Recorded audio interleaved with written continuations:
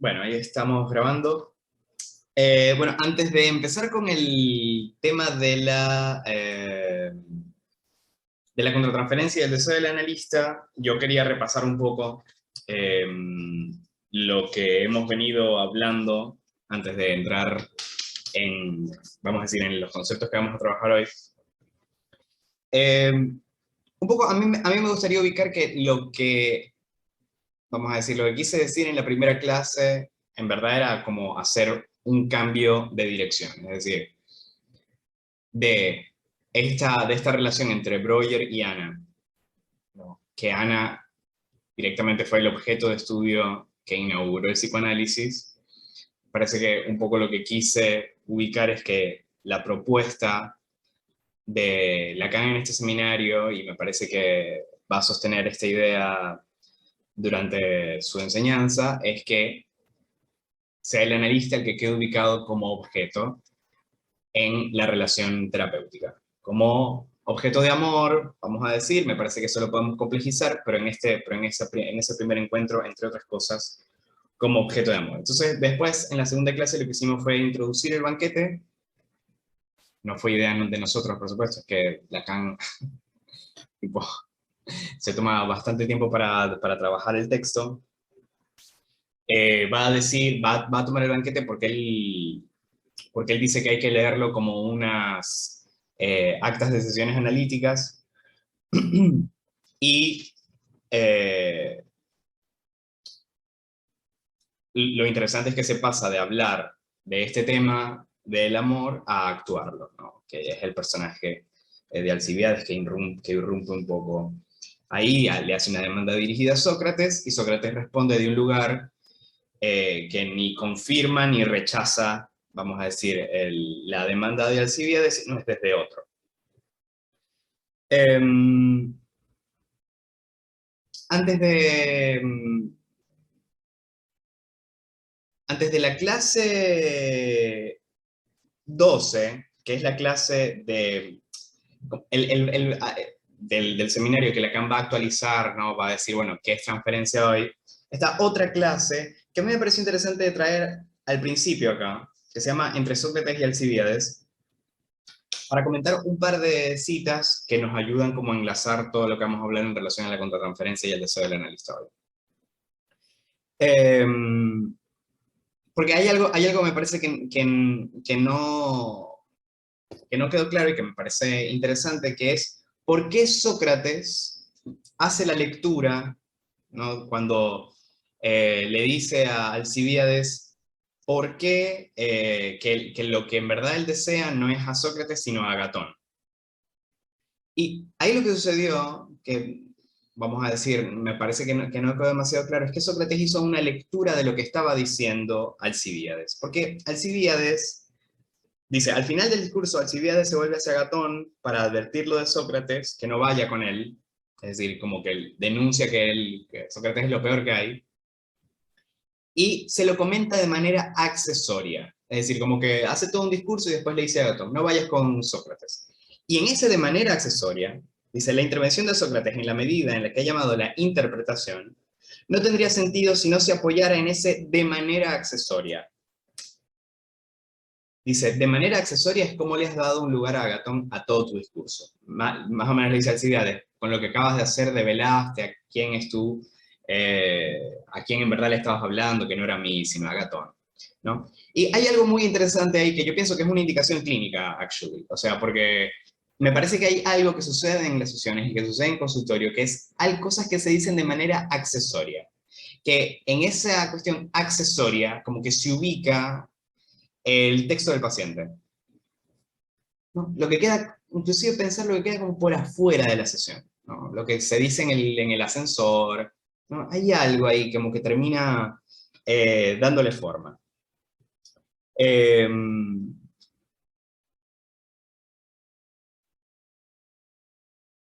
bueno, eh, después en esta clase, en la 12 que Lacan nos comenta de el... Les voy a leer exactamente el nombre de la clase porque Es interesante. Se llama la transferencia en presente. Lacan hace mucho referencia a esto, ¿no? Las cosas que pasan hic, él lo dice en latín, hinc, hic et nunc, aquí y ahora. Eh, y me parece que es genial como para darle además como el estatuto que le corresponde a la transferencia ya en como en cierta cuestión de lo que implica un análisis, ¿no?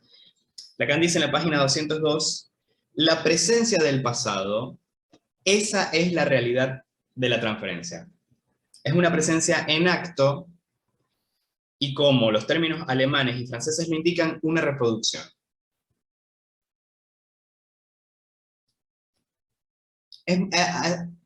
O sea, me parece increíble. De hecho, cuando lo descubrí dije, no, este tiene que ser el principio de la clase. Eh, Porque me parece que hay algo acá importante que hemos dejado como de lado entre toda la fascinación entre Alcibíades y Sócrates, que es decir, que son las marcas, vamos a decir, son las marcas del pasado, de esas huellas de satisfacción, de la manera, para decirlo a modo freudiano, en que la libido se fijó en el aparato inconsciente, en la manera que la transferencia esta se va a reproducir, ¿no? Se va, claro, a reproducir, o sea, transferencia en francés y alemán significa lo mismo que en español, no sé si, o sea, como cuando uno transfiere un print en una remera, ¿no? Como que hay como una transferencia, como una especie de sublimación. Y me interesa también que es una presencia en acto del pasado, porque eh, para Freud hay un concepto que utilizó como para ilustrar la transferencia eh, como bastante, un término bastante alemán que se llama agieren, que es que el sujeto, no, que ciertas cuestiones de la represión no se recuerdan, es decir, el evento traumático no se recuerda en palabras, que no está expuesto en una sesión, sino que se actúa, ¿no? Y hay algo ahí que también me parece muy interesante. Eh,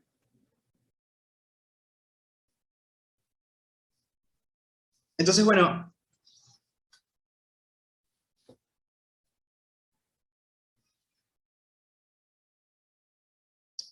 en la clase, antes de la contratransferencia, de la transferencia en presente, eh, Lacan va a hacer referencia como de la maleabilidad de la transferencia. Dice muy rápidamente, en la página 201, dice, muy rápidamente también se admite, a título de una tentativa que será confirmada por la experiencia, que este fenómeno es manejable mediante la interpretación, y por lo tanto, permeable a la acción de la palabra. Acá yo me quería detener un segundito, porque parece que hay una idea, que es una idea que vamos a retomar varias veces en este encuentro, que es la idea de que la intervención del analista es la que permite que la transferencia suceda. Esto lo intenté yo ilustrar en el primer encuentro cuando compartí otra vez la viñeta, cuando Freud le dice, termina vamos a decir, de ofrecerle la fantasía de la tortura de las ratas al hombre de las ratas, y que ahí el hombre de las ratas contesta con un lapsus, no se sabe si es un lapsus o si directamente le dijo que era el capitán, pero lo que sí queda claro es que hay algo de la interpretación y de la intervención del analista, digo interpretación e intervención medio al mismo nivel, y es una, vamos a decir, no es tan preciso decirlo así, pero eh, concédanme la ligereza. Eh, es esa intervención la que habilita, vamos a decir, la transferencia. Y en ese sentido, ¿no? Que Lacan diga que es susceptible, un poco lo que quiere decir es que hay algo de la intervención o de la interpretación que puede de alguna manera obturar esto, ¿no? Cerrar, que ahí otra cosa pasa. Es decir, tanto como se puede ir hacia adelante y establecer una transferencia que habilite un tratamiento, hay algo de la palabra que, vamos a decir, es susceptible a eso. También en esa misma página, en la siguiente, de hecho, dice que la transferencia, por muy interpretada que sea, es decir, porque si hay un tratamiento que hay que hacer, es decir, si algo se hace referencia a un análisis es a la transferencia misma, eso no lo va a decir acá, creo que lo va a decir en el seminario 11, pero va a decir que de lo que se trata un análisis es precisamente de analizar la transferencia, que conlleva en ella una especie de límite irreductible. Es decir, voy a continuar con otra cita a ver si se entiende un poco mejor. Si el analista analiza, interpreta e interviene en la transferencia, tiene que ser desde la posición que la misma transferencia le otorga. Por decirlo todo, queda un margen irreductible de sugestión, un elemento siempre sospechoso, que no se debe a lo que ocurre en el exterior. Esto no se puede saber sino a lo que la propia teoría es capaz de producir. De hecho, no son estas las dificultades lo que impide avanzar. Con todo, es preciso fijar sus límites, su aporía teórica. Es decir, a mí, yo traje esta cita es problemática porque de alguna manera confunde un poco la cuestión. Es decir, bueno, ajá, pero si no se puede atrapar la transferencia, porque estamos hablando de esto, porque estamos hablando de la dimensión de transferencia que no se puede atrapar, pero yo pienso que hay algo, que hay algo que psicoanálisis tiene que ser consciente, que es que este fenómeno, el fenómeno de la transferencia que sucede en un tratamiento, que sucede en un consultorio, tiene el límite de lo que la misma teoría, de lo que de hecho, de lo que la misma teorización de un caso puede llegar, porque hay cosas que siempre se escapan a la teorización. O sea, es muy challenging, en verdad, pensar cómo sea una transferencia en un caso. Hay algo de eso que siempre se escapa. Pero lo introduzco porque me parece que va a ser útil para lo que vamos a decir luego.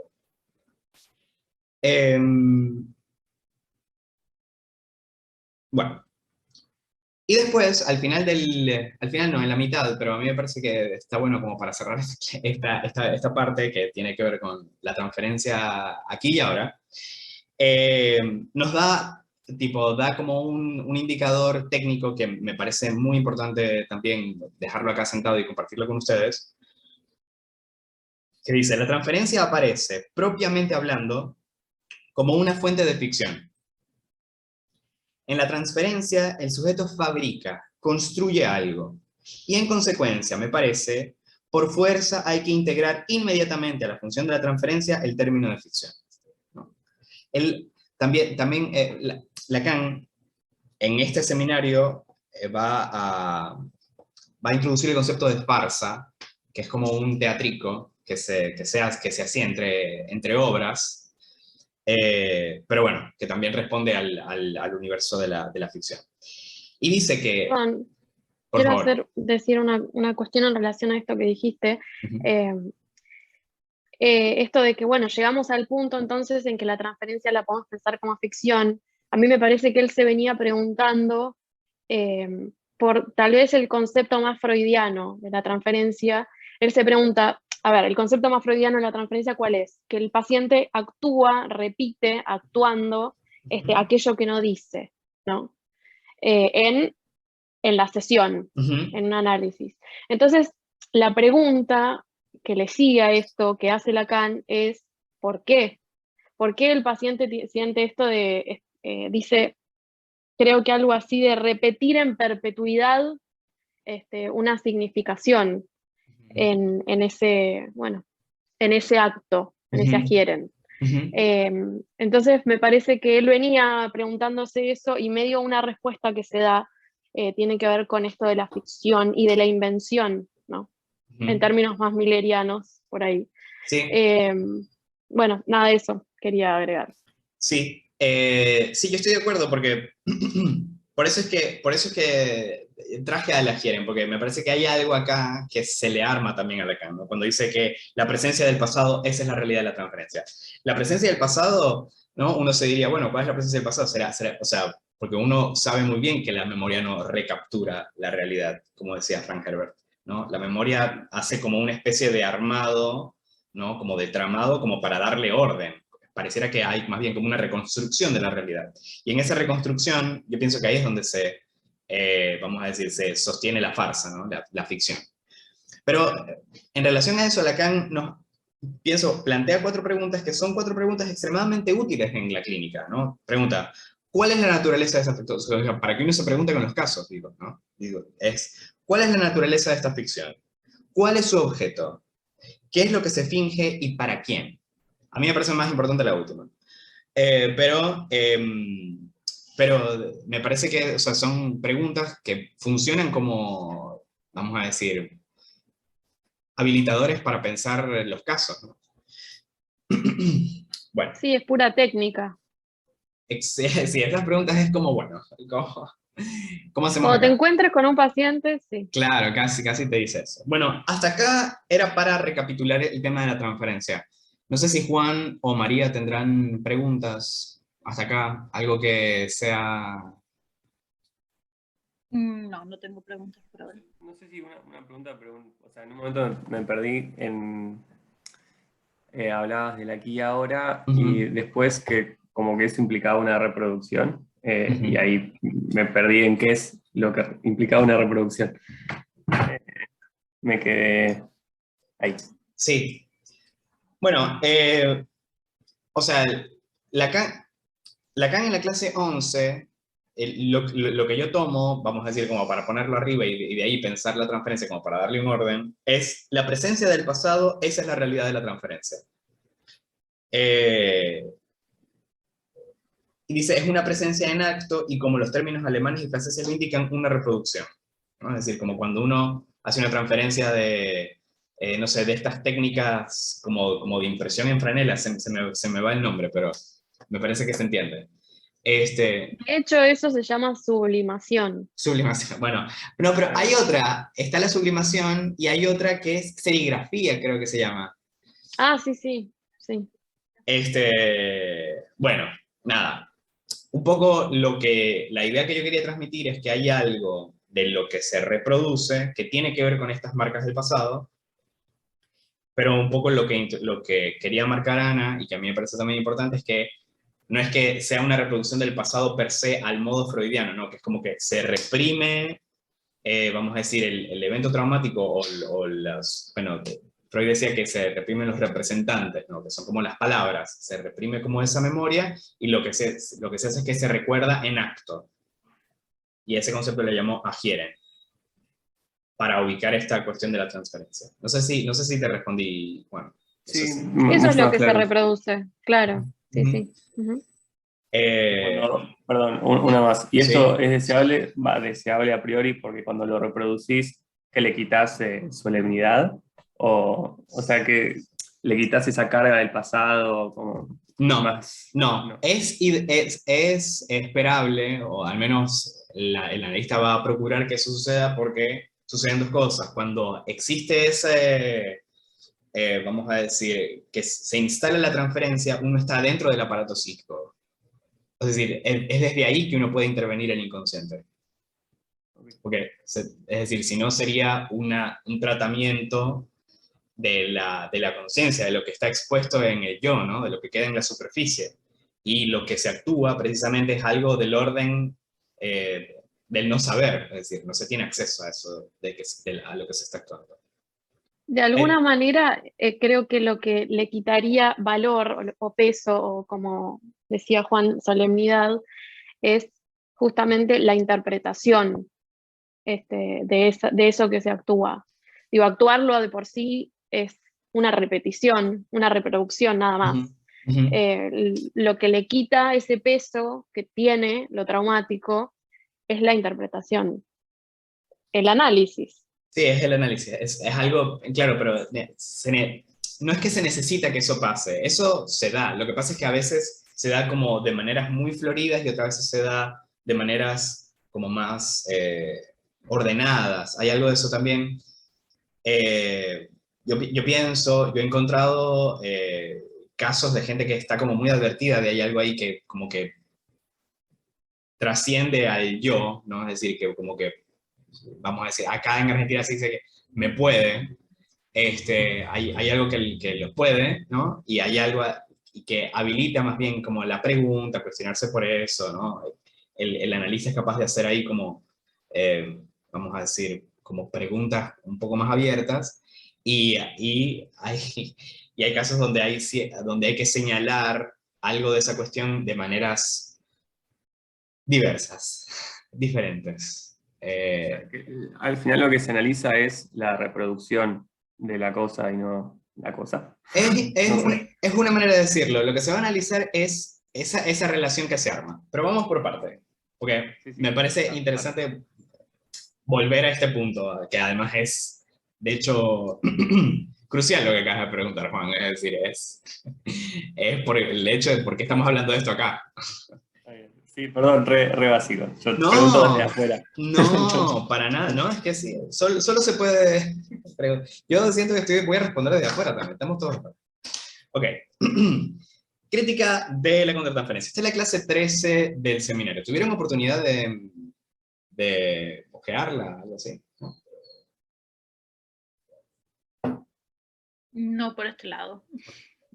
Bueno, yo voy a empezar les voy a compartir un par de citas, tipo este seminario de Lacan, como para transmitir un poco la idea que existía antes de Lacan de la contratransferencia, al menos de esta clase de la contratransferencia. Ana también nos va a ayudar como para ubicarnos, pero bueno, les comparto, las primeras dos son freudianas. La primera vez que se habló de la contratransferencia fue en el Congreso de Nuremberg en 1910, que es donde se habla por primera vez, este concepto aparece, ¿no? Dice, Freud dice esto, otras innovaciones de la técnica atañen a la persona del propio médico.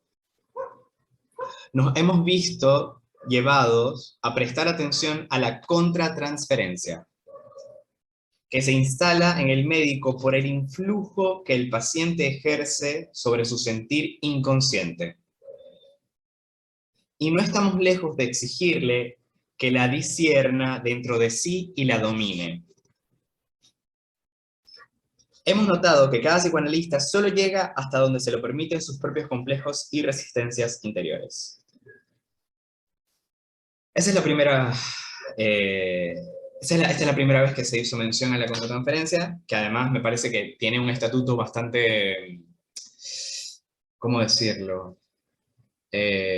No sé si decir si es una advertencia o si es una especie de regaño. Es una exigencia al menos. Porque dice, no estamos lejos de exigirle que la discierna dentro de sí y la domine. A mí me llama mucho la atención las veces que Freud utiliza palabras así, dominar, gobernar, someter, controlar. ¿No es, señor?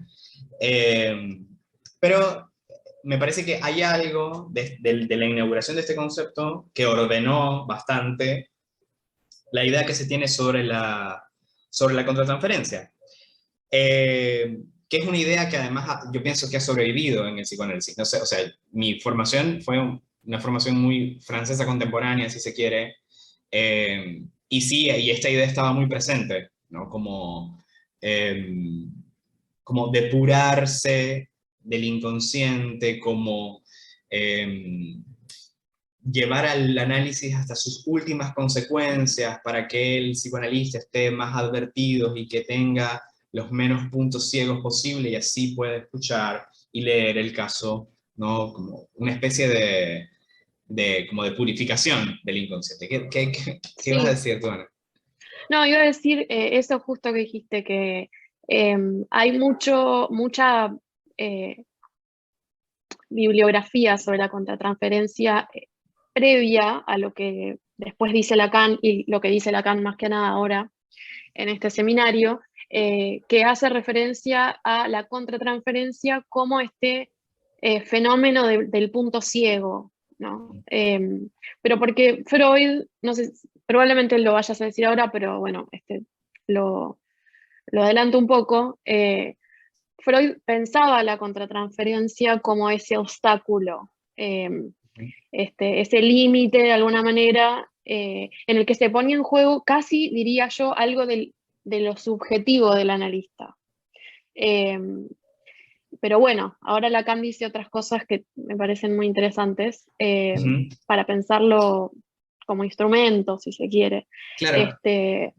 Eso. Esta es la posición que va en la línea, vamos a decir, de casi el ideal psicoanalítico freudiano, que es el de la neutralidad, ¿no? Es decir, la asepsia. La asepsia, claro. Que para mí es, o decir, hay como una idea, yo lo digo de otra manera, pero es interesante que digas asepsia, para mí es como una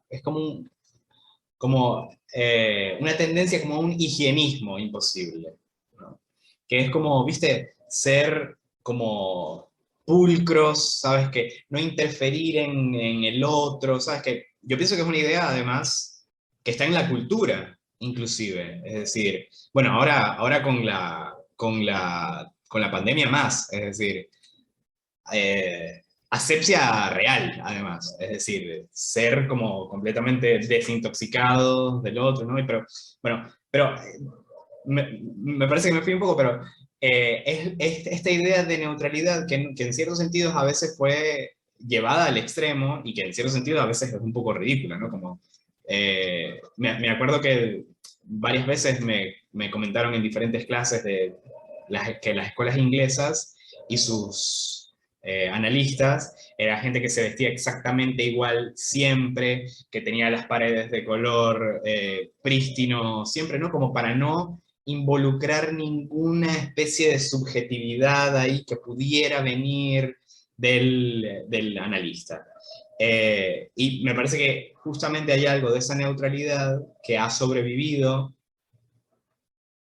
a niveles extremos en ciertos psicoanálisis contemporáneos, ¿no? Que son los analistas que no dicen nada, que no intervienen, ¿no? Que tienen sesiones de 10 minutos y te sacan, ¿no? Y yo pienso que es un psicoanálisis... Perdón, pero creo que está bien, ahora estamos hablando de esto particular, me parece que se puede pensar en todas las lecturas que se hicieron, particularmente desde la escuela inglesa, pero varios de los post-freudianos en realidad, que fue una lectura muy literal, ¿no? De Freud. Y esto que vos decís de llevarlo a las últimas consecuencias. Claro, extenderlo, claro, como de... O sea, no, es como que ahí se pierde lo subjetivo, porque se pierde el momento particular, tal paciente en tal momento.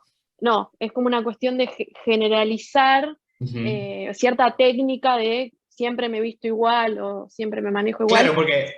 perdiendo lo subjetivo. Exactamente, porque el paciente, no el analista. Exactamente, porque lo que queda sin decirse es la pregunta de, bueno, ¿y dónde cabe la abstinencia en el tratamiento? ¿Dónde hay que ser neutral? Todo eso se pierde, es como si fuera, bueno, es el mar de la neutralidad, ¿no? Que además puede ser el mar del silencio.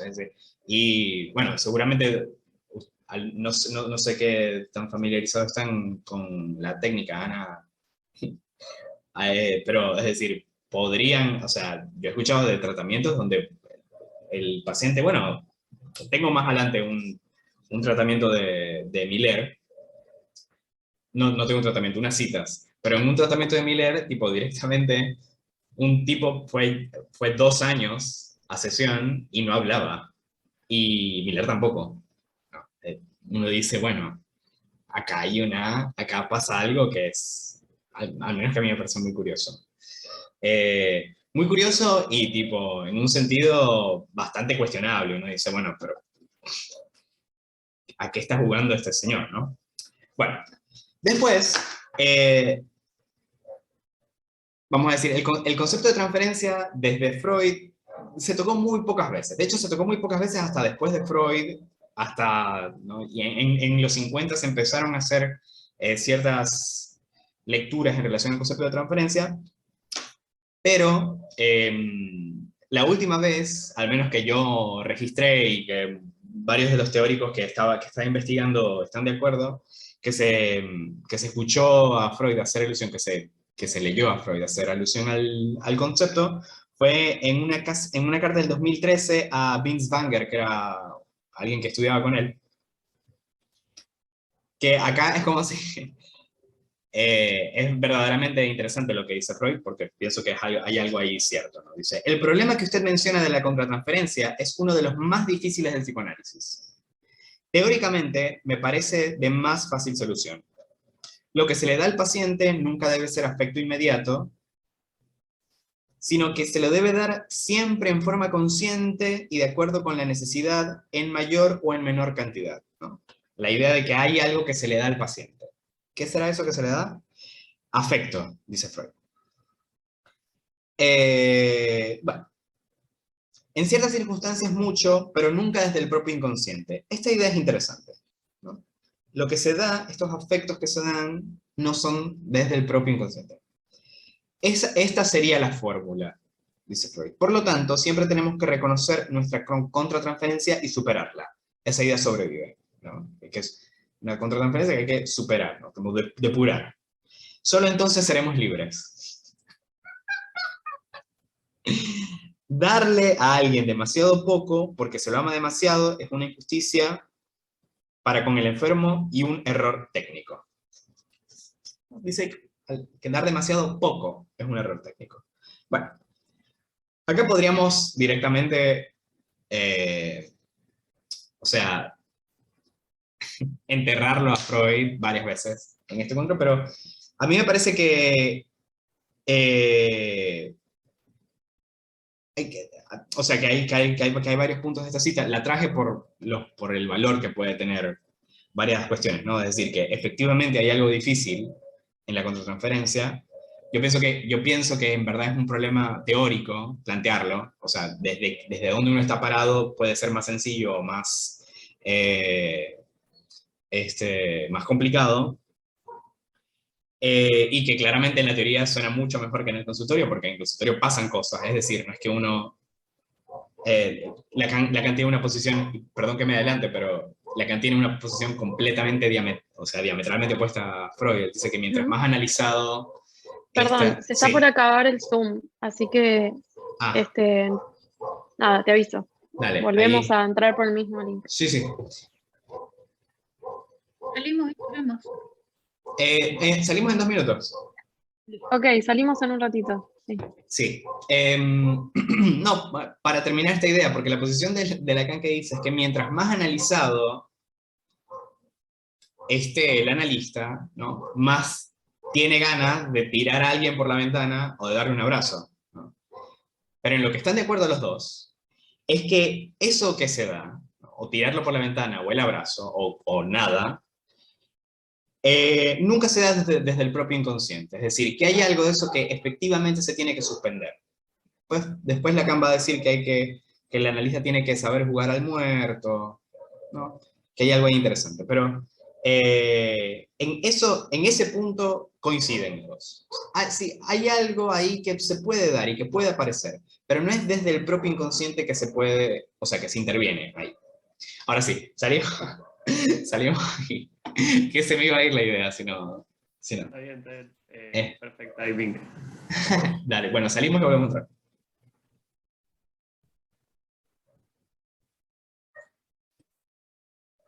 Ok, recording in progress.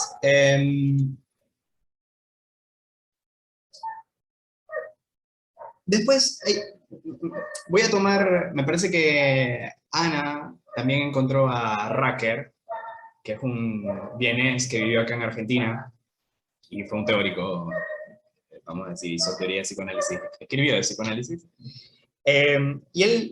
Yo voy a tomar esto como para cerrar el tema de la contratransferencia antes del seminario de Lacan. Dice, la escasa elaboración científica de la contratransferencia, es decir, porque la verdad es que hay o sea, desde que Freud dijo esto en adelante, es como si nos hubiéramos olvidado de la contratransferencia, de que eso existía, o de que eso pasaba. También, es decir, bueno, ahora les comento después. La escasa elaboración científica de la contratransferencia debe provenir, lógicamente, de la posición de los analistas frente a sus propias contratransferencias. Es decir, de un rechazo que representa a los restos sin resolver del viejo conflicto con la propia parte primitiva y con la propia neurosis. No sería, bueno, ¿qué pasa que no se analiza? Pero bueno. Hay que comenzar con la revisión de nuestra posición frente a la propia contratransferencia, buscando una mejor superación de los ideales infantiles y aceptando en mayor grado ser niños y neuróticos siendo adultos y analistas. Solo así, venciendo mejor la represión de la contratransferencia, y en eso sí estoy de acuerdo, es decir, parece que hay como una represión de la contratransferencia, al menos en ese momento vamos a decir, de lo que se pensaba en el ámbito psicoanalítico, se conseguirá el mismo resultado en el candidato. Acá está hablando del análisis didáctico, que bueno, que como durante muchísimo tiempo separaron lo que es un tratamiento, el tratamiento de un psicoanalista del tratamiento de alguien que no va a ser psicoanalista, pero bueno, Lacan después, y yo estoy de acuerdo, medio que no, es decir, una cosa, vamos a decir, solo hay un tipo de análisis, ¿no?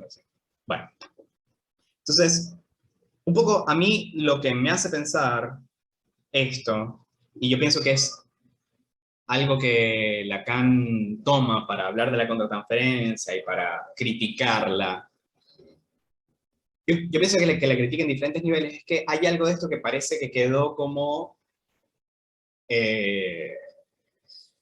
vamos a decir, sí, como oculto, como en la oscuridad.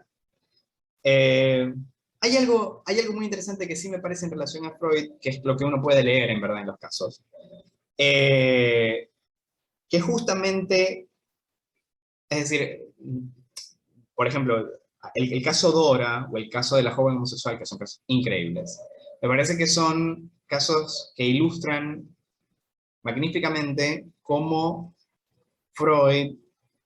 intervino en la contratransferencia de Freud.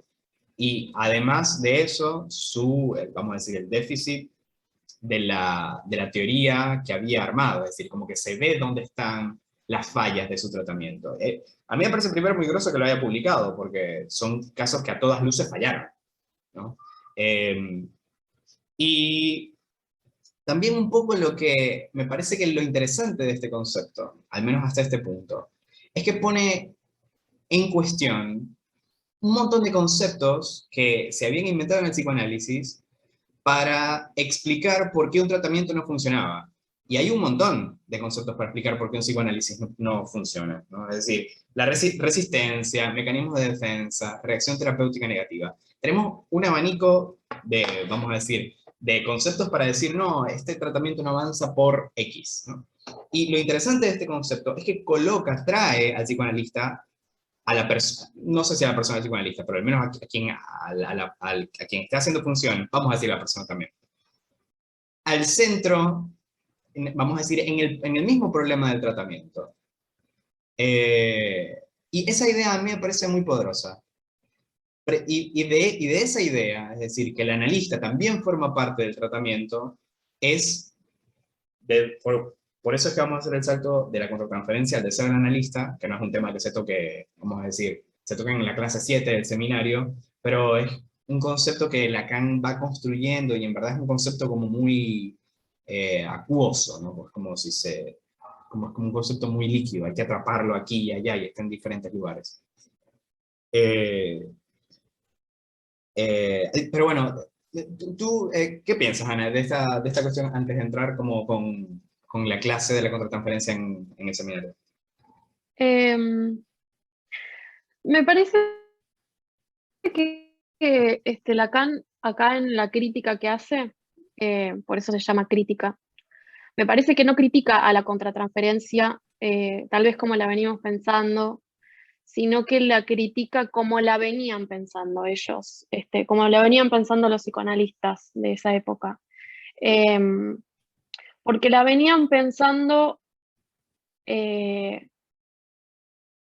quisieron agregar como una especie de doble o de vuelta a lo que Freud dijo, que lo que dijo Freud fue muy poco, sobre la contratransferencia, y muy acotado, y tampoco le dio demasiada más cabida que lo que hemos dicho.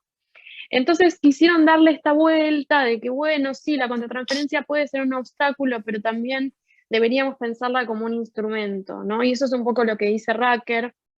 Y después hay otra autora que se llama Paula Heyman, que escribe mucho sobre contratransferencia, que es una psicoanalista, yo diría, de la escuela más inglesa. Y ambos hacen como esta vuelta de tuerca en la que, bueno, empiezan a pensar a la contratransferencia como en realidad los sentimientos que el analista experimenta como respuesta a la transferencia del paciente, ¿no? Y que bueno, que hay que darle lugar a eso porque es un modo de, es una vía para comprender, y es una palabra que usan, de hecho, lamentablemente, porque Lacan los destruye después con eso, pero la usan, comprender al paciente, comprender algo de ese afecto que se pone en juego en el agiere más freudiano. Entonces, bueno, intentan hacer como esa especie de vuelta, e incluso Rucker dice algo que veníamos hablando con Emilio muy conflictivo, y creo que por eso Lacan llama crítica a la contratransferencia a este capítulo, aunque no mencione a estos autores. Está hablando un poco de esto. Rucker dice que hay dos tipos, o que él diferencia como dos tipos de contratransferencias. Una que es la problemática, que podría pensarse como obstáculo, que es aquella en la que el analista se identifica con ese agieren. Es decir, Rucker en realidad dice, se identifica con los objetos internalizados del paciente, que el paciente actúa en el análisis. Y él dice, bueno, ese es el obstáculo, pero la podríamos usar como hasta incluso un modo de empatizar, sí, de empatizar con el paciente si el analista da lugar a ese sentimiento más por el lado de la identificación con el yo del paciente, ¿no? Entonces dice, bueno, por ahí está bien, por ahí funciona como instrumento. Yo creo que quería situar un poco por qué Lacan critica a este concepto, por qué lo hace, por qué habla de la contratransferencia desde este lugar, porque se venían diciendo toda esta serie de cuestiones que eran bastante problemáticas. Eso quería agregar. Y a mí también lo que me parece interesante es cómo lo que sobrevive de eso, ¿no? Porque, o sea, gran parte de mi formación también, es decir, yo me formé en una escuela cognitiva conductual y que habían, vamos a decir, técnicas humanistas, y que hay algo de esto que como que caló, ¿no? Es decir, yo pienso que el fenómeno de la transferencia es tan evidente, es como hay algo, ¿no? Que no sé, que uno no deja de comprobar en un tratamiento, que ha tenido como diferentes lecturas, y yo también me hago esta pregunta, ¿no? Es decir, de si la contratransferencia tiene lugar en la práctica, como si se pudiera utilizar como un instrumento, ¿no? Hay algo que, es decir, que es problemático per se, como por ejemplo la idea que está muy popularizada, pienso, ¿no? De la empatía. Es decir, pienso que es en varios sentidos muy difícil no, vamos a decir, por ciertos instantes no dejarse atrapar por afectos de ciertas cosas que están tratando de decir. Uno está escuchando ahí, vamos a decir, las oscuridades y las penas más profundas de alguien, ¿no? Es decir, es muy difícil no estar afectado por eso. Pero al mismo tiempo, pareciera que, o sea, la apuesta por la empatía es como una apuesta más bien como por reproducir ciertos afectos en vez de no ver de qué manera intervenir ahí precisamente para resolverlos. Por eso Rucker habla de identificación, porque es en hecho, digo, la empatía es una identificación. Ujú. Entonces, me parece que lo que decías vos, no sé si estoy yo interpretando lo que vos decís, pero tiene más que ver con esto, con que puede suceder que uno se identifique con lo que al Ajá, paciente le pasa, ajá. pero no importa, pero no es Ujú. desde ahí de donde se interviene. Eh, Claro, y por eso claro, es y mucho no, iba a menos, decir, y pienso que darle como la instrumentalidad ujú. es complicado también. No, iba a decir algo más que tenía que ver con eso justamente, y es que esta idea del punto ciego, por supuesto que uno siempre va a tener puntos ciegos, digo, o cosas sin resolver, eh, y cuestiones que por ahí se ponen en juego desde el propio afecto del sujeto del analista. Pero creo que no funciona como instrumento. Mm. Y tampoco como asepsia, porque uno no puede no sentirlo, Ujú. sino simplemente tal vez no utilizarlo como instrumento, como decía Racker, ¿no? Para Ujú. comprender, porque yo lo siento, entonces lo entiendo. Ujú. No. Eh, a mí, yo lo que tomo de que igual les recomiendo hacer la lectura de la clase 13, ¿no? De la crítica a la contratransferencia, porque es genial. Hay algo que sí tomo y lo voy a tomar para hacer un puente entre la contratransferencia y el deseo del analista. Y es una cita de la página 211 que dice: a fin de cuentas, habría que confiar en la comunicación de inconscientes para que se produjera lo mejor posible en el analista las apercepciones decisivas. No dice percepciones decisivas, dice apercepciones. Las apercepciones decisivas. Lo que haría en el concreto análisis existente, ir lo más lejos, lo más profundo, con el mayor efecto es la comunicación de los inconscientes.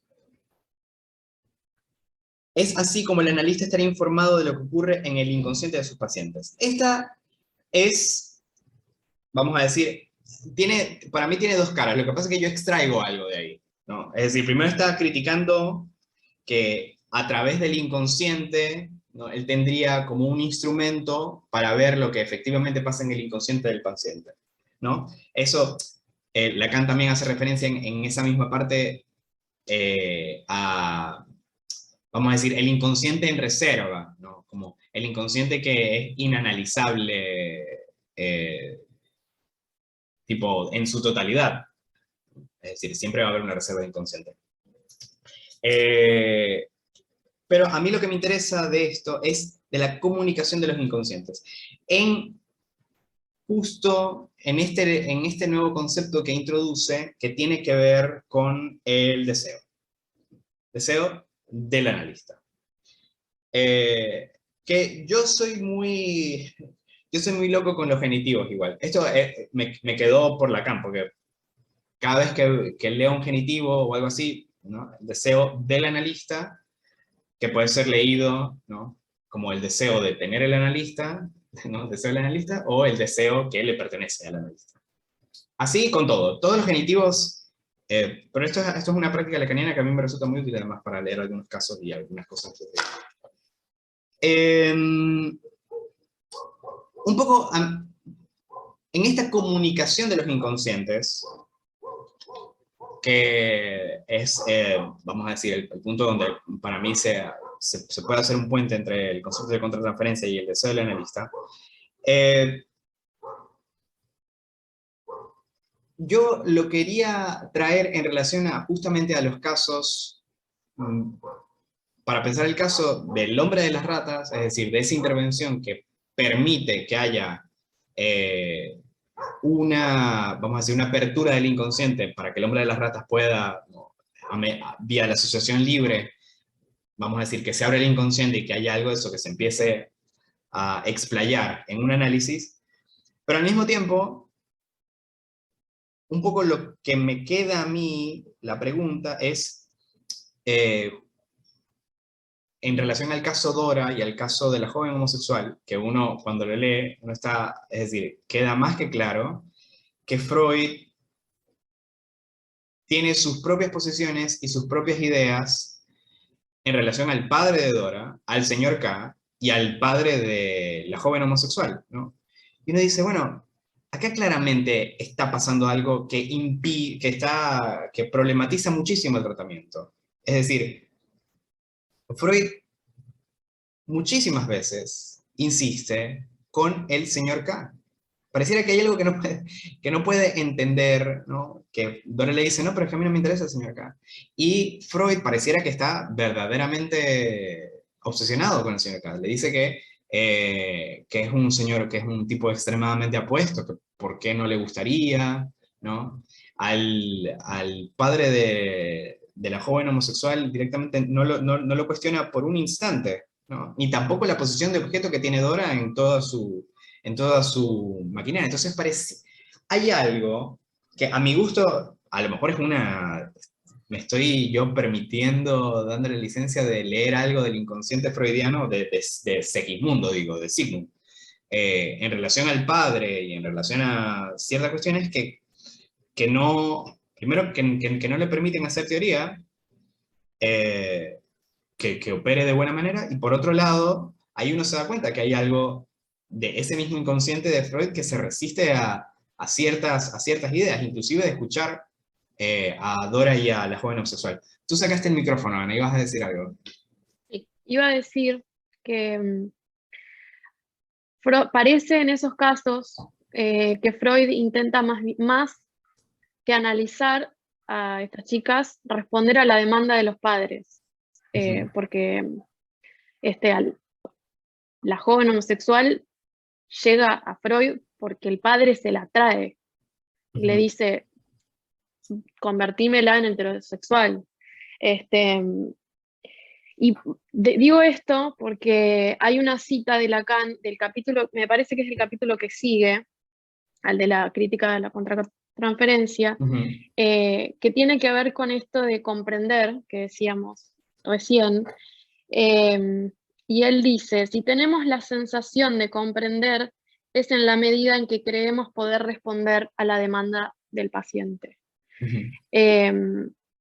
Me da la sensación de que esta comprensión de Freud, que Freud entiende de alguna manera, no, que a Dora le gusta el señor K, tiene más que ver con una intención de querer responder a una demanda. Yo le voy a decir de otra manera. Por ahí es el error. Claro, Okay. yo le voy a decir de otra manera, y es por eso es que te estoy diciendo que esto es el puente para el deseo del analista. Yo pienso que el deseo de Freud es complacer al padre de Dora y de la joven homosexual. Entonces, sí. Claro, entonces pienso que este concepto del deseo del analista, que es un deseo que, es decir, vamos a decir, en la superficie, Freud puede creer que él quiere ser analista y que quiere, no sé, curar a Dora y a la joven homosexual, sí, a Sidonie se llama, que quiere curarla a Dora y a Sidonie, y bueno, un poco lo que se devela es otro deseo, un deseo secreto, claro. Bueno, porque está debajo de la superficie, está debajo del yo de Freud. Y eso, por eso es que me parece interesante que lo haya publicado, porque da cuenta que había otra cosa pasando ahí, había otra cuestión operando. Y por eso es que me parece importante que este deseo que siempre había estado del lado del paciente, ¿no? Del lado de, bueno, hay que habilitar el deseo inconsciente, y todas estas cosas que se dicen al deseo del lado del analizante o del lado del paciente, ahora están del lado del analista. Eso me parece un movimiento, o sea, heavy, pero muy genial también. Es decir, colocar ahora, preguntarse por el deseo del analista, me parece muy interesante. Entonces, Emilio, por favor. disculpa que te interrumpa. Ahí, bueno, yo te iba a hacer la pregunta, pero creo que ahí más o menos me la estás contestando. Tenía la pregunta si la contratransferencia es algo que se experimenta solamente en consulta o es algo que el analista lleva a su día a día. Por lo que me estás diciendo, lo lleva al día a día y como que desata muchos muertos que de pronto pueda tener por ahí el analista, pues. Bueno, No sé cómo responderte lo del día a día. Yo pienso... O sea, de pronto el analista siente la empatía con el analizante y queda ahí solamente en consulta, o es algo que de pronto va a desatar demonios y va a revelar muchas cosas que están en su subconsciente y lo va a llevar de pronto a su día a día, a su familia, a sus problemas, a sus cosas, porque he escuchado casos que de pronto hay psicólogos que, bueno, tienen sus consultas y son súper a uno, perfectos, ayudan al paciente, pero sin darse cuenta se le desatan un montón de demonios y ni siquiera ellos mismos se dan cuenta, pero muchas veces son sus propios familiares que dicen, mira, pero tú me estás comentando de que hay una tipa que tiene esto, que obviamente ya ahí no es prudente, no es ni siquiera ético, ¿no? Contar esas cosas, pero poco a poco se van dando cuenta que se están desencadenando un montón de cosas que son sombras de ellos mismos, pero lo están viendo representados en sus pacientes. Qué interesante tu pregunta. Es una gran pregunta. Mira, creo que tengo dos cosas por decirlo al respecto. La contratransferencia, vamos a decir en la palabra, está transferencia. Es decir, para que se dé una contratransferencia, primero se tiene que dar una transferencia. Pienso. Y la transferencia solamente es transferencia en un tratamiento, es decir, en consulta. Okay. Por eso, vamos a decir, si se sale la contratransferencia de la consulta, no sé si llamarla contratransferencia, yo pensaría que es otra cosa. Pero, lo que sí me parece muy importante, que tú estás diciendo, tiene que ver con cómo hace el terapeuta con eso que le es transferido. Eso sí. Eso sí me parece que es una gran pregunta, porque, vamos a decir, hay casos y casos, ¿no? Es decir, hay un concepto que a mí me ayudó muchísimo para aprender de ciertas estructuras, sobre todo las estructuras llamadas border, ¿no? Que es que la transferencia que se da no siempre es del lugar que el sujeto fue como objeto para un otro, que vamos a ampliar eso después, pero no importa, sino que lo que se transfiere es angustia. Y hay tratamientos y casos que pueden ser muy angustiantes. Lo que pasa es que en el mejor de los casos, primero el analista está más o menos en un tratamiento. Puede pensarse y puede de alguna manera separarse de ciertas cosas que suceden en un tratamiento. Y por otro lado, también está la supervisión, que en la supervisión es donde uno puede de alguna manera como corregir ciertas posiciones que se dan en un tratamiento. ¿Cómo hace, creo que tu pregunta es cómo hace diariamente el psicoanalista con la contratransferencia? Y con la transferencia, diría yo, también. Es una gran pregunta. Yo creo que tiene que ver con que el analista es solamente analista en la sesión. O tal vez en una supervisión. Hasta ahí nomás. Después el analista no es analista todo el tiempo, no es analista durante su vida. Yo creo que, lo cual no implica que cualquier cuestión que suceda dentro de la sesión no lo implique subjetivamente. Y que después le pasen cosas con eso y tenga que ir a su propio análisis y hablar de eso en análisis y supervisarlo. Pero me parece que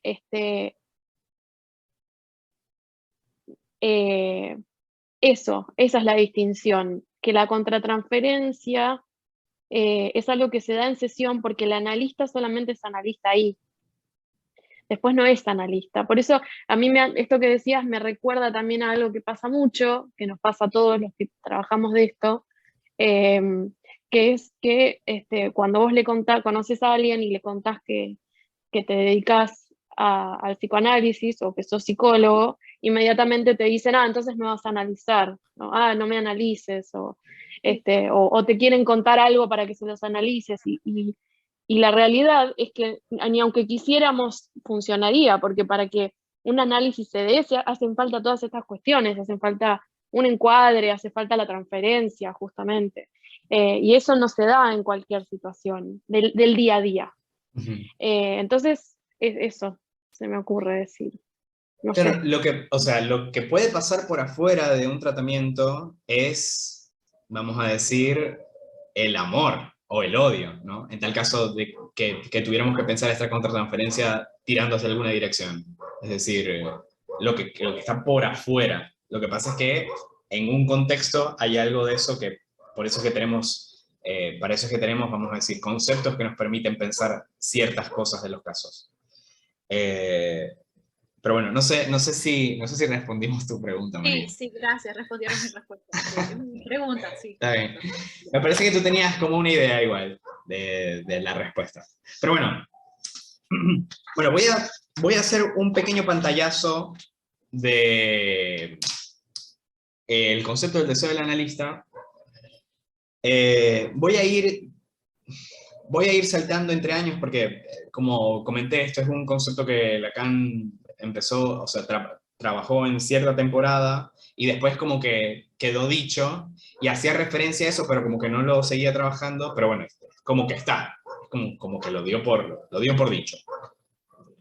Primero voy a tomar dos citas de un texto que es de los escritos de Lacan, que se llama Dirección de la cura y los principios de su poder, que fue publicado en el 58, que Lacan directamente lo anuncia así. Dice, está por formularse una ética que integre las conquistas freudianas sobre el deseo, para poner en su cúspide la cuestión del deseo del analista.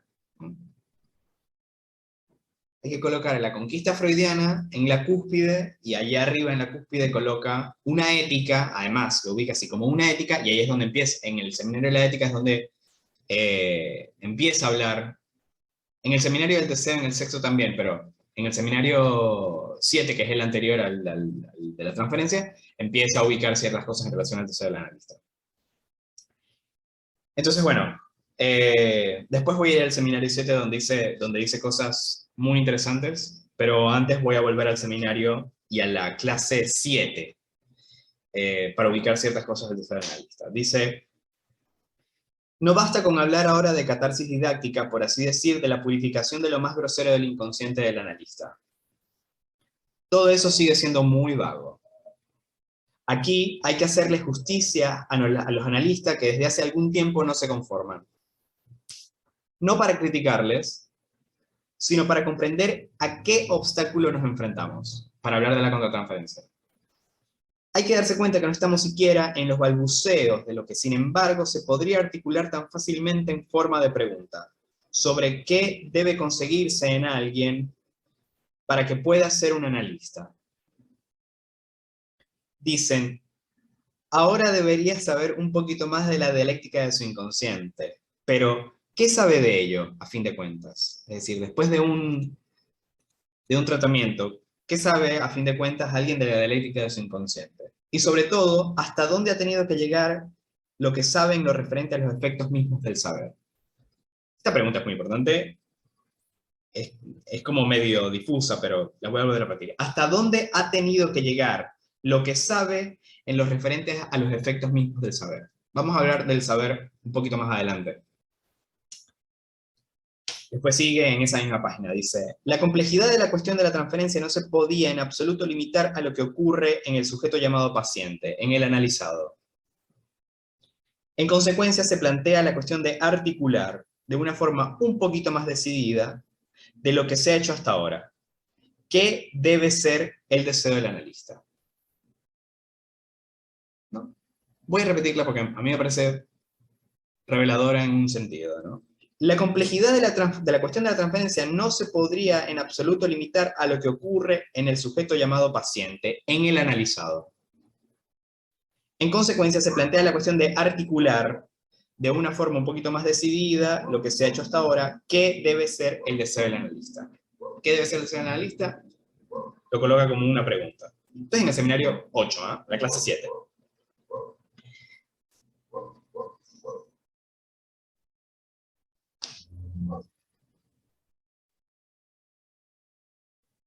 Acá hace una pregunta en relación también al tratamiento de un analista, vamos a decir, dice, ¿qué debe saber de sus fantasmas? Ustedes saben que soy capaz de ir más lejos y decir su fantasma, que es un concepto que no hemos tocado, pero vamos a hablar de eso. Si es que hay un fantasma fundamental, si la castración es lo que ha de ser aceptado en el último término de un análisis, ¿cuál tiene que ser el papel de la cicatriz de la castración en el eros del analista? Es decir, otra vez se hace la pregunta, ¿cuál es el deseo del analista?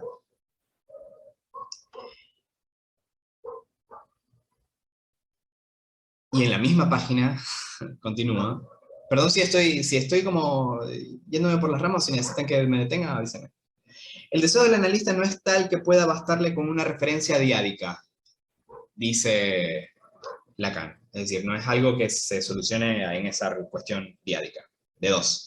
Dice, no es la relación con el paciente lo que puede, mediante una serie de eliminaciones y exclusiones, proporcionarnos su clave. Se trata de algo más intrapersonal. Esto es algo que Ana comentó en la clase anterior y que a mí me parece fundamental volverlo a traer. Sí, quiero decir una cuestión en relación a esto, porque yo sigo criticando a los que hablaron antes de Lacan y después de Freud, en ese periodo en el que el psicoanálisis se perdió en una cuestión medio rara. Pero hay algo ahí que también marcaban, tanto Racker como Heyman, como otros que escribieron sobre la transferencia. Pero cuando aparece el concepto de contratransferencia, aparece incluso como modo de interrelación, ¿no? Justamente esto que Lacan viene a decir, no, pero no es desde ahí, desde donde se interviene, sino desde lo intra. Porque aparece esto de la relación, como si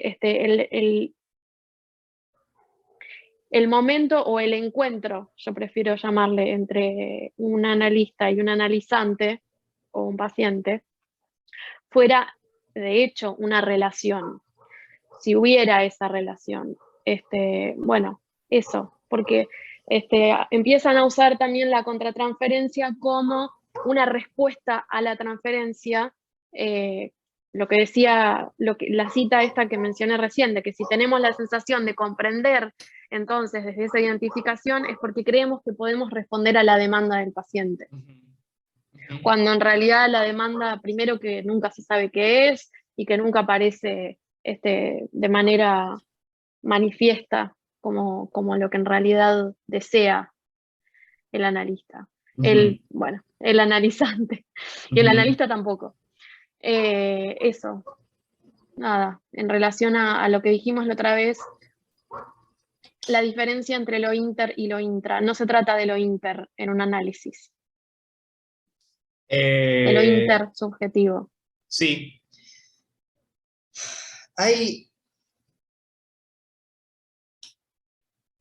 vamos a decir, esta idea, ¿no?, de que hay algo que a mí siempre me pareció interesante de la topología y de un concepto, Dios mío, que me parece que vamos a decir, voy a pecar de exceso en introducirlo, pero que hay algo de esta cuestión de Lacan hizo un concepto que se llamaba lo éxtimo, es decir, que es lo más externo, lo más ajeno en el centro mismo de la cosa, lo más externo y lo más íntimo al mismo tiempo. Eso le llamo extimidad.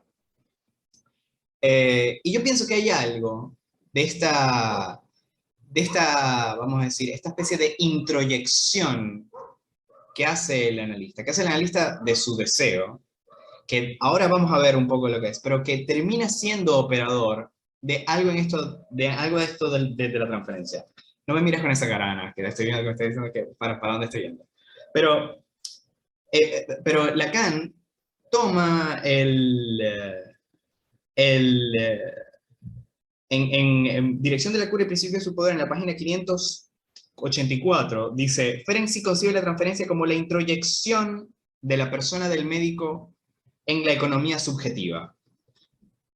Y yo pienso que esta idea es muy interesante. Porque hay algo de esta cuestión del problema de lo diádico, ¿no? Que tiene que ver entre la relación analista-analizante, o vamos a decir, esto que sucede entre el S1 y S2, ¿no? de la pareja, ¿no? Analítica, que es interesante ver de qué manera introducir un tercero. Yo sé que estoy medio diciendo cualquier cosa, pero ya les voy a decir a qué hace referencia este tercero con esta cita, también de la página 125. Dice, el analista no debe ser Sócrates. Con esto terminamos la hoja anterior, pero voy a repetirlo para darle otra lectura. El analista no debe ser Sócrates, ni un puro ni un santo, aunque ellos pueden decirnos ciertas cosas en relación a cómo uno se debe ubicar acá. Y precisamente por lo que han sido ellos quienes han llevado a cabo la exploración, quizá nosotros podemos definir en términos de longitud y latitud las coordenadas que el analista ha de ser capaz de alcanzar para simplemente ocupar el lugar que le corresponde. A mí me interesa mucho, me parece que es importante subrayar, esta cuestión que es de latitud y longitud. O sea, son coordenadas. Tiene que ver con un lugar. Se acaba el Zoom. ¿Volvemos a entrar? Se acaba el Zoom. Bueno. Dale.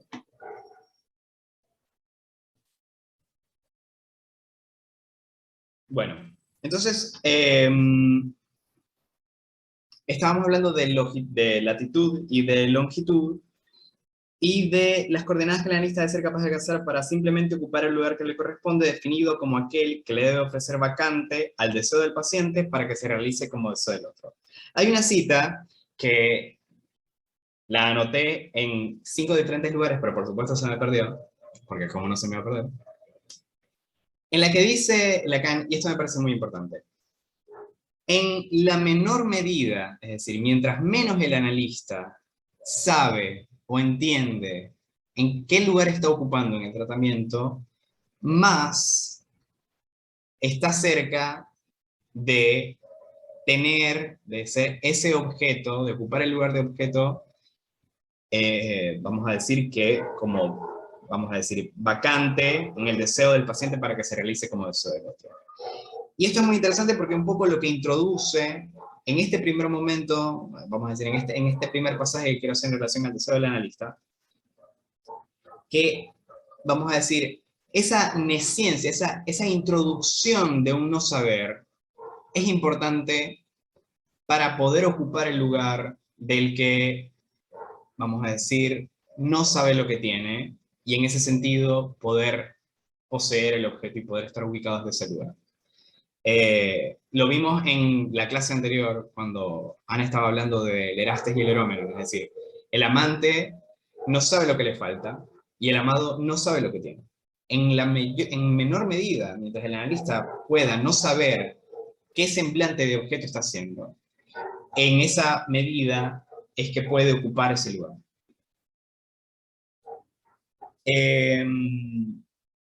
Bueno, vamos ahora a pasar al...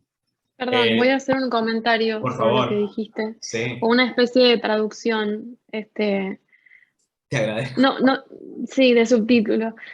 No, porque también yo lo había pensado de otra manera, por eso, pero coincide con lo que vos decís. Sí, esto de que el no saber como condición, casi, como condición para que algo del análisis funcione o para que la posición del analista se sostenga. Por eso repito y retomo esto del comprender al otro, del entender, de ponerse en su lugar, que siempre es problemático. Como que obtura, ¿no? Como que obtura la capacidad de que el otro entienda. Sí, y además que saca al analista de su posición. Puede ser que esté pasando algo ahí, que haya una conversación en el que quien se supone debería estar en el lugar de analista entienda o empatice, pero lo saca del lugar, de la posición. Incluso diría, interviene en lo que vamos a hablar, en lo que vamos a llamar el deseo del analista. Esa había sido mi lectura, que bueno, es muy similar a lo que vos decís. Sí. Es muy interesante. Lacan dice que es como que hay que colocar en el centro una nesciencia, que es muy diferente a la ignorancia. Es colocar un no saber en el centro del tratamiento, en el centro además de esa relación. Es decir, ¿qué está pasando acá? Meter ahí un no saber. Que justamente por eso es que está fascinado con la figura de Sócrates. Que Sócrates es el que dijo hasta el cansancio, y yo solo sé que no sé nada, ¿no? Y ahora sabemos que dijo, no sabe nada, solo sabe dónde está el amante y dónde está el amado. Pero ahora lo que dice Lacan, que es que hay que colocar en esa relación transferencial y en ese lugar de qué es lo que desea el sujeto, un no saber, ¿no? De esto no se sabe, y hay que colocarlo ahí en el medio, dice. Bueno, voy a leer una cita medianamente larga del Seminario 7 de la Ética, que es donde introduce, vamos a decir, donde también habla del deseo del analista. Vamos a decir, voy a leer una del Seminario 7, después, ahora sí voy como en línea. Seminario 7, después otra cita del Seminario 8, y después una cita del Seminario 11. Dice en la página 368, dice, lo que el analista tiene para dar, contrariamente a la pareja del amor, es lo que la novia más bella del mundo no puede superar, a saber lo que tiene. Es decir, que ahí hay un saber de lo que se tiene. Y lo que tiene no es más que su deseo, al igual que el analizado, haciendo salvedad de que este es un deseo advertido. Vamos a decir que el analista debería estar advertido de su deseo.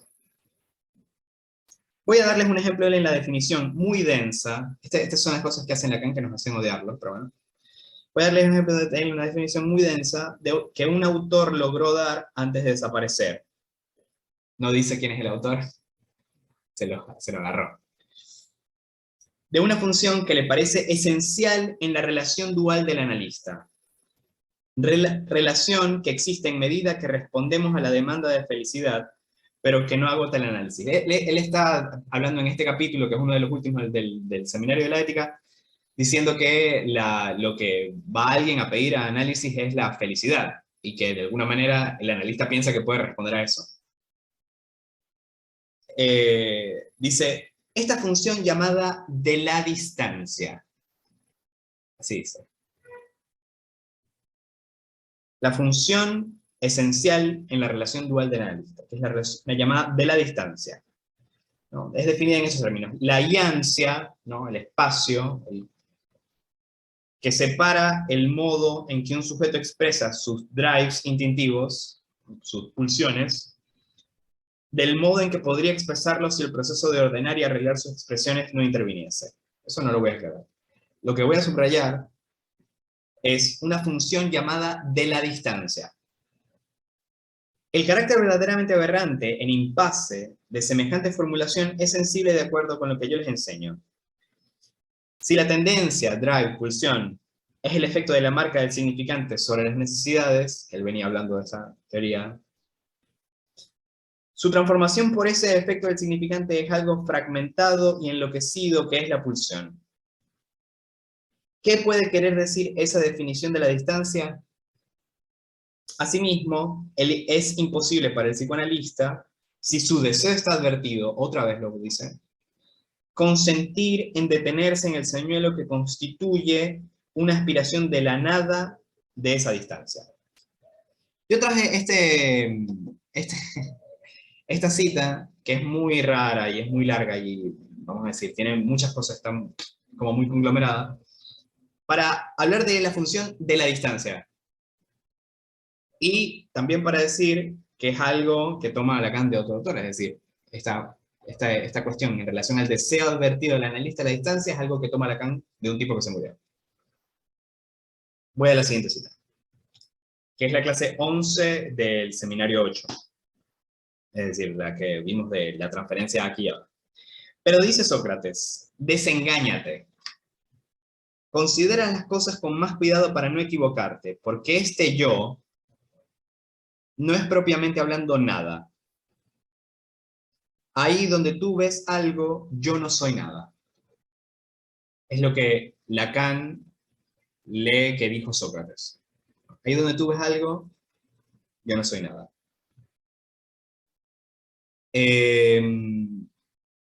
Acá está la cita que perdí. Por favor. Que le dijo Sócrates a Alcibíades, ¿no? En la intervención que hace Sócrates a Alcibíades, de no, bueno, esto no me lo decís a mí, se lo decís a Gatón.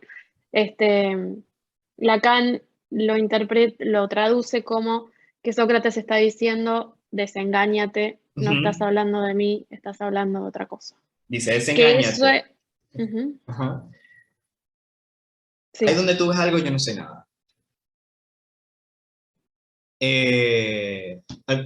Yo hago referencia a esto porque, a decir, en este momento y durante muchísimo tiempo, Lacan va a estar fascinado con Sócrates y lo va a colocar allá como en el lugar que tiene que ocupar el analista, ¿no?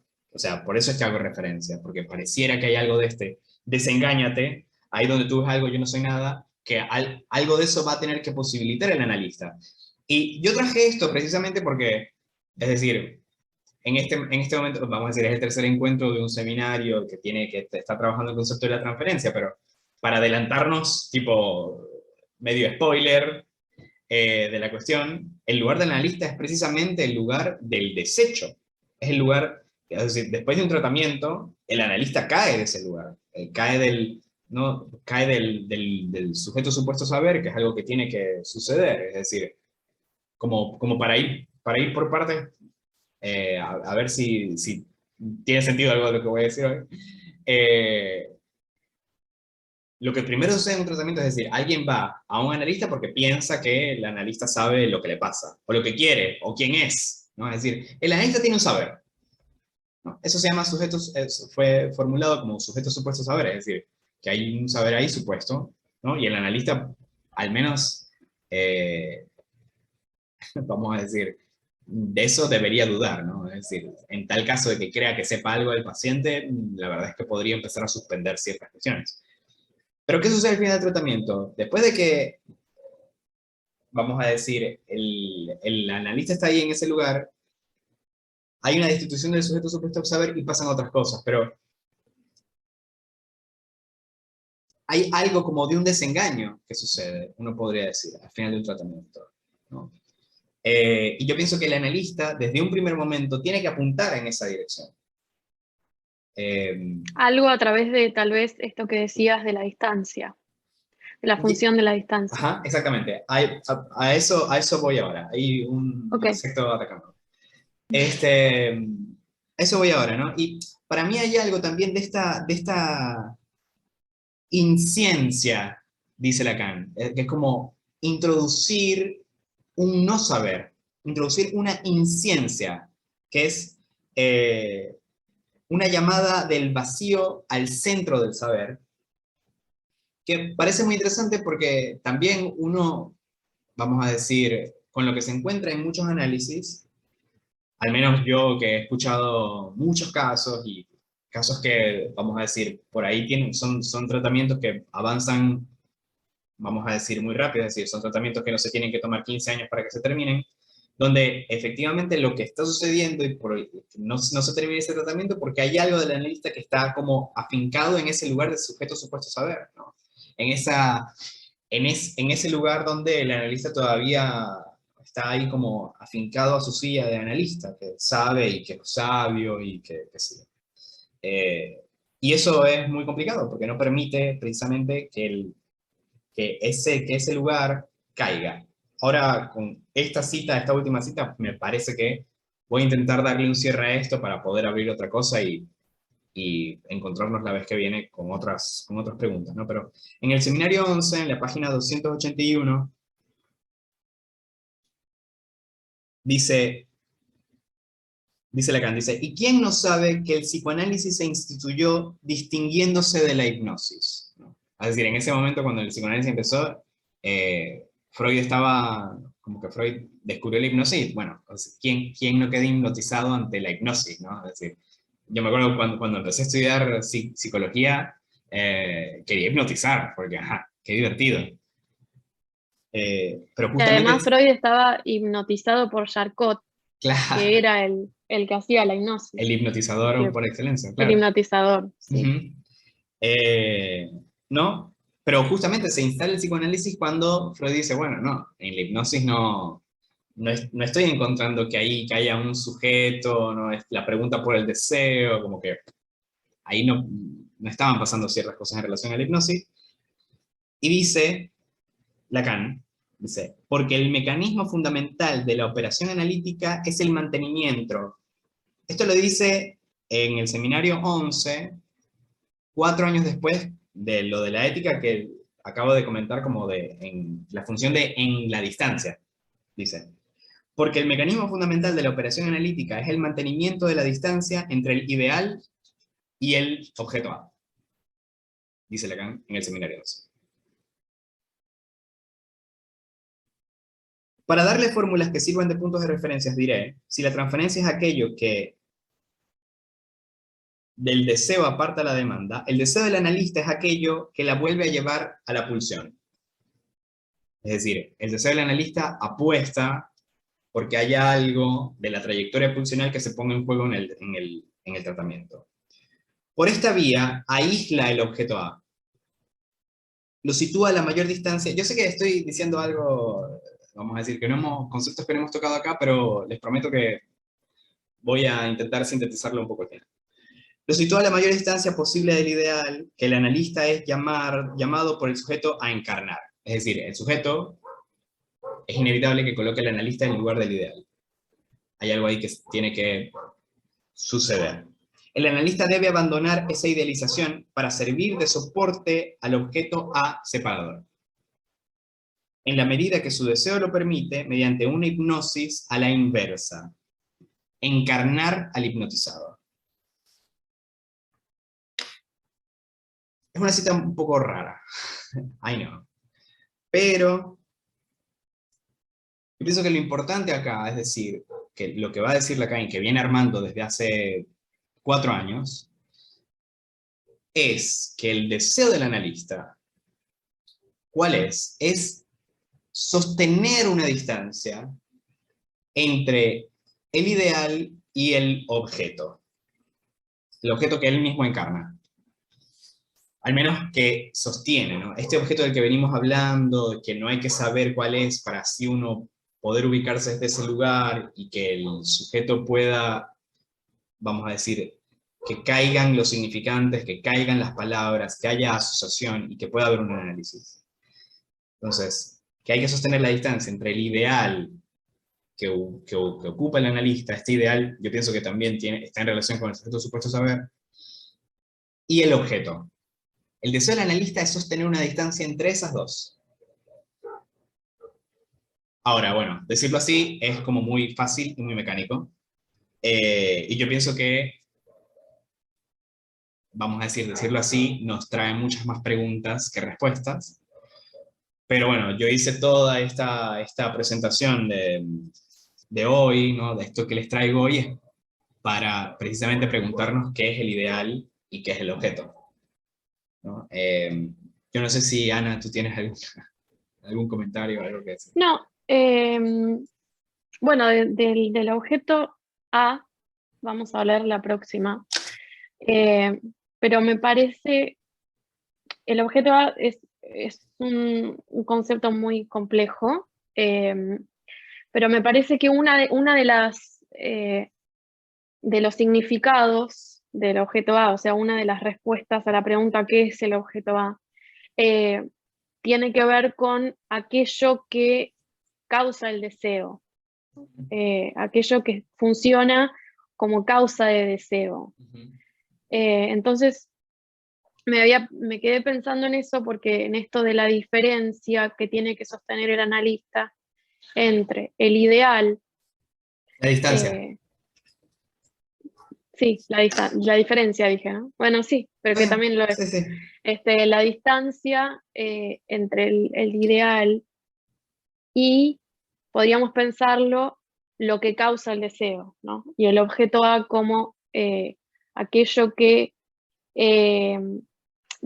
esta cita que vos repetías, ese lugar vacante que tiene que de alguna manera encarnar el analista para que se ponga en juego el deseo, como deseo de otro, ¿no? Dice, pero bueno, está recortando esa parte porque, bueno, por ahí va más hacia otro lado, pero sí, yo creo que esto del deseo del analista va a tener que ver, diciéndolo de otra manera, diciendo lo mismo, pero de otra forma, con sostener que lo que tiende a repetirse o a fusionarse en la transferencia se separe. ¿no? Pero porque, ¿sabes? Porque hay algo acá interesante que decir de la hipnosis, ¿no? Que es decir, el analista entra, la transferencia entra, hay una hipnosis ahí, es decir, y esto Lacan lo formalizó, me parece que en el seminario 10, en el de la angustia, dice, la hipnosis sucede cuando el ideal y el objeto están juntos. Cuando está hablando de tipo de... me parece que está hablando de psicología de las masas y algo que sucede con el fanatismo, con algunos políticos. Creo que está haciendo referencia a eso, si no yo estoy mezclando, pero tiene que ver con eso. Hay algo de esa entrada que están juntos. El objeto y el ideal están juntos. ¿Y qué sucede? Está bien, es decir, el analista tiene que entrar por ahí. Pero después la operación es que esto tenga la mayor distancia. ¿Para qué? Para que después ese objeto caiga. El analista es el que cae, porque está, vamos a decir, el que está está velando que ahí, que está, vamos a decir, ocupando ese lugar, ¿no? Pero, ¿qué es lo que sucede? Cuando el analista cae, es que el sujeto, vamos a decir, ese objeto puede quedar ubicado como causa de deseo. Esa, a grosso modo, es la mecánica que sucede, pero sí, hay algo de eso que tiene que... Lo que pasa es que a mí me pareció más interesante ubicar esto primero, el deseo del analista, para que nos preguntemos por el objeto y por el ideal. ¿No? Es decir, un poco a la inversa. Hay algo a mí que me parece muy interesante también que decir en relación al deseo, que tiene que ver con el deseo del analista, que hay algo de esta cuestión, porque, es decir, como le pasó a Freud, de que no se pudo hacer pregunta de por qué tenía que complacer la demanda del papá de la joven homosexual, por qué tenía que complacer la demanda del papá de Dora, que le enjuiciara a la muchacha y que dejara de enamorarse por el señor K, ¿no? Que en verdad me parece que eso es vamos a decir, eso es lo que sucede en los tratamientos, no es como algo que le pasó a Freud y ya. O sea, lo mejor es que no suceda, pero es decir, hay algo que también, para eso está la supervisión y para eso es que uno estudia y para eso es que uno comenta casos y ciertas cuestiones, que es una posición, vamos a decir, hay algo ahí que es del orden de lo que se puede corregir. Por supuesto que es importantísimo darse cuenta, mientras más temprano mejor, pero me parece que hay algo que, vamos a decir, es inevitable que no se cuele, ¿no? Al menos... No, y es algo que pienso que sucede más allá de si un analista terminó su tratamiento o no, porque también, es decir, nos prometen que cuando alguien hace el pase, ¿no? Es decir, las escuelas que están fascinadas con el pase, con la institución y con ciertas cuestiones que tienen que ver con el orden institucional, no prometen que cuando alguien termina su tratamiento, entonces el deseo analista opera. Lacan lo dice varias veces también, ¿eh? No es algo... no es una idea loca de ahora, es algo que también Lacan pensaba.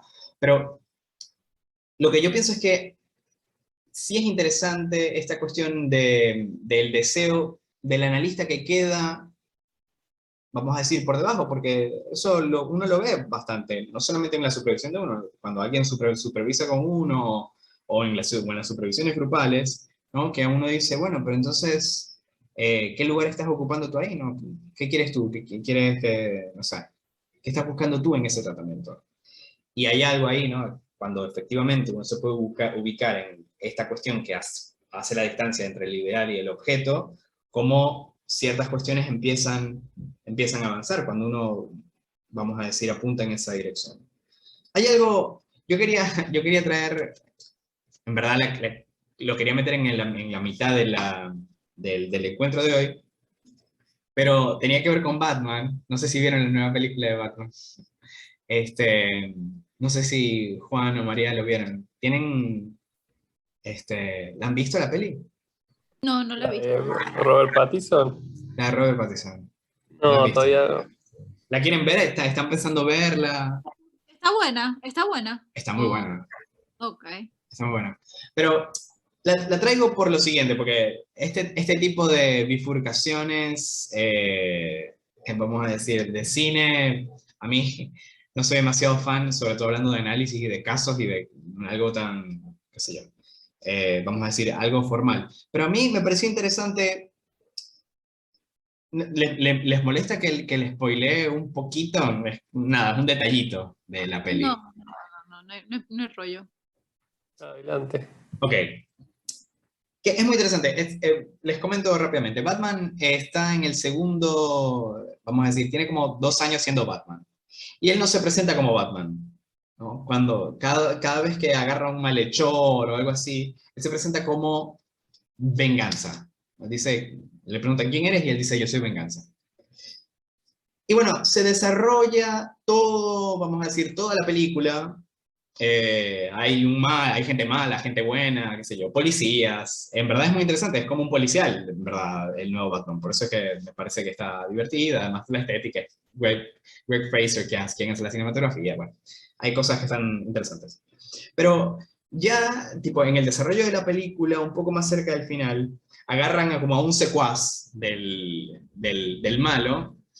Y un policía le pregunta, y estaba Batman presente, y un policía le pregunta, ¿y usted quién es? ¿No? ¿Quién eres? Y el tipo le dice, soy venganza, ¿no? Y en ese momento, es muy interesante toda la realización de Batman. Batman no es tampoco tan inteligente en esta película, es como es como una persona muy real, ¿verdad? Pero en ese momento se da cuenta que hay algo de él mismo en Ciudad Gótica, en el síntoma Batman, además el síntoma Batman que es de Ciudad Gótica, bueno, de este muchacho este huérfano, que tiene que ver con él. Y en ese momento él dice, me tengo que convertir en otra cosa, que no sea venganza. No les voy a spoilear tanto, hace una pequeña solución de en qué se tiene que convertir. Pero a mí me parece que hay algo de esta cuestión, además de que es muy inteligente colocar a Batman en el medio vamos a decir, en el script, en el texto, como obra artística, es muy interesante colocarlo a Batman, a Bruce Wayne, tipo en el medio de la trama, ¿no? Como él, como causa de lo que sucede en Ciudad Gótica. Y me parece que hay algo parecido que sucede en los tratamientos cuando hay algo de esta cuestión del deseo del analista que no está claro, ¿no? Que está como enturbiado. Por eso es una pregunta interesante de hacerse ante cada caso. ¿En qué lugar uno está ubicado? ¿No? Como en relación a la transferencia. Y desde dónde uno puede responder, ¿no? Las preguntas, vamos a decir, clínicas, técnicas de por qué finge, para qué finge, cuál es el objeto, tal, son útiles. Y yo quisiera agregar algo también en relación a de ser el analista, ¿no? Es decir, hacia dónde apunta esto. Porque a veces lo que sucede también en los casos es que uno desea cosas que le pasen a sus pacientes. Uno a veces tiene ideas de lo que estaría bien para un paciente, para un caso. Y en ese punto donde uno piensa que sabe lo que estaría bien para un paciente, ahí uno se cae. Es increíble, en verdad, cuando uno lo puede ubicar y cuando lo puede corregir. Así que bueno, eso es lo que... Iba a decir algo en relación a Batman, Por favor. que se me acaba de ocurrir, no lo tengo muy pensado, así que tómenlo como viene, de ese modo.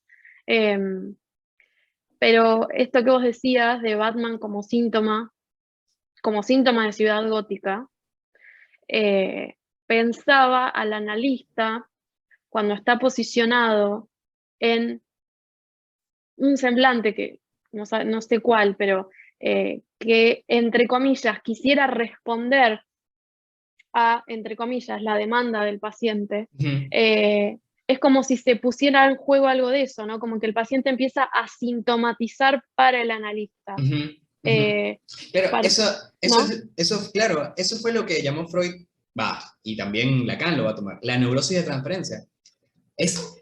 Hay algo ahí sí, claro, de esa sintomatización para el analista que es importante que suceda porque, es decir, hay algo de esa neurosis que se tiene que armar, pero vamos a decir... No, pero yo lo pensaba por afuera de la neurosis de transferencia, lo pensaba por supuesto, sí, la neurosis de transferencia empieza con eso, es decir, con que el síntoma empiece a tener sentido adentro del análisis, con que sea para el análisis, como cuando uno dice, bueno, esta persona empezó a soñar por una intervención que yo hice. O exactamente, algo. es exactamente, esa es la idea que un poco traje al principio, es decir, el inconsciente responde a la intervención del analista.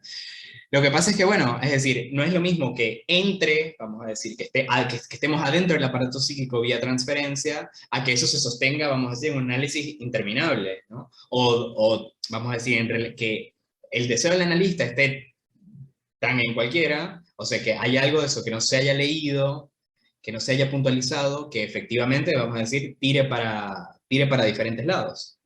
Yo pienso que eso es un riesgo.